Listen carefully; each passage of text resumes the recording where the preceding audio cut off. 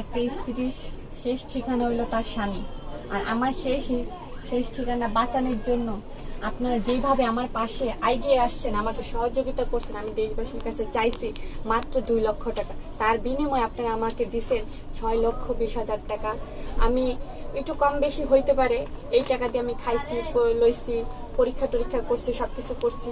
যাই হোক, আমি আপনাদের কাছে অনেক ঋণী, সারা জীবন কৃতজ্ঞ যে আপনারা আমাকে এইভাবে আমার পাশে দাঁড়াবেন আর এইভাবে আমাকে সহযোগিতা করবেন। আমি এটা কোনোদিনও স্বপ্নেও ভাবিনি। স্বপ্ন তো দূরের কথা, এটা আমার দুঃস্বপ্ন। আচ্ছা, আপনি কি আর সহযোগিতা চান কিনা? না, আমি আর কোনো সহযোগিতা চাই না।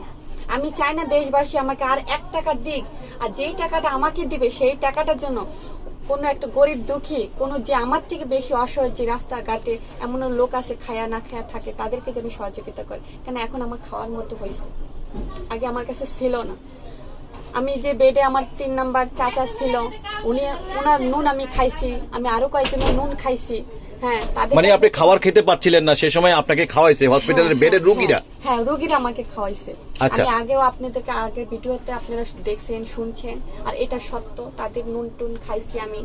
আর এখন আমাকে যেভাবে আপনারা সহযোগিতা করছেন, যেভাবে আমাকে দিছেন,